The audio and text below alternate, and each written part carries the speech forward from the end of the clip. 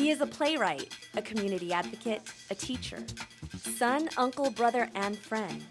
With all the roles he plays, he remembers one that he always wanted to star in. Growing up, I wanted to be a football player. But this childhood fantasy was exchanged for a leading role he never even dreamed of playing. Ray Obispo was born in Cavite City, Philippines on January 17, 1970. His father had joined the U.S. Navy and was stationed in San Diego, California. Eventually, the military lifestyle led the family around the continent until finally settling in Virginia Beach. I had a really big identity crisis growing up because I was constantly at odds with my Filipino side, for being Filipino, and also being raised as an American. I knew that my parents were Filipino, and I knew that I was Filipino, but in terms of what exactly that meant beyond the food, I really didn't know a whole lot about being Filipino. Growing up, Ray opted for pasta instead of pancit, Converse instead of chanelas, using the word hey instead of hoy, all things associated with being a typical American youth. I just remember growing up that being Filipino was something which I really couldn't identify with. And it wasn't until after college that I realized that, yeah, why don't you take both of the strengths of both cultures, being Filipino and being American, and use those strengths to become you, instead of discounting one of them. After graduating from Old Dominion University, Ray took up a substitute position at Salem High School. A chance encounter with school board member Ferdy Tolentino sealed his fate for a more permanent position. The following year, Ray became a full-time school teacher. I think as a Filipino American teacher, I think one of the things in which I want to do is create a curriculum or infuse Filipino American history into the curriculum. With the exception of Oscar Peñaranda's high school classes on Filipino American history in Union City, California, there are no other Filipino American history studies at any U.S. high school. Mr. Obispo wants to create a similar program in Virginia. Currently, he teaches history and sociology. On this particular day, the class deconstructs the Declaration of Independence.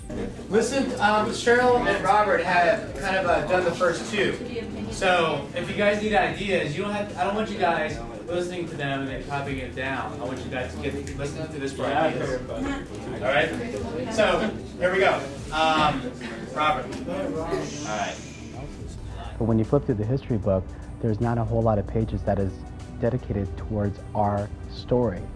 As much as possible, I try to make sure that there's some Filipino American history in there. In 1995, he created the Filipino American Cultural Society. I think the reason why I formed this club is probably because I didn't want anyone to go through the same kind of identity crisis and issues that I did growing up in Virginia Beach.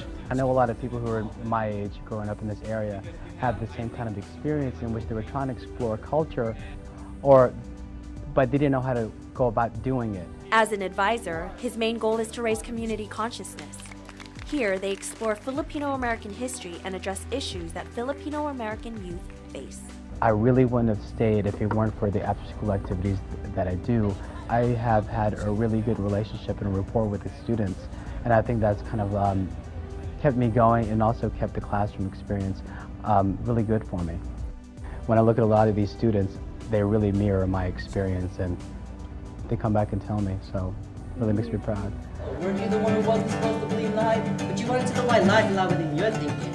And like Kiwi said, keep your third eye blinking. As much as the students mean to Mr. Obispo, he is just as an important figure in their lives as well. When you first meet him, you're very intimidated. But once you get to know him, he's like your Glia.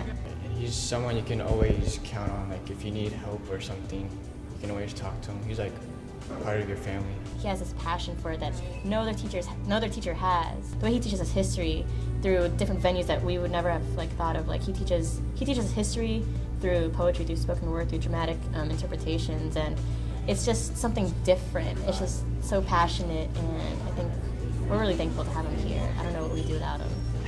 He teaches in his classroom, but also outside of his classroom.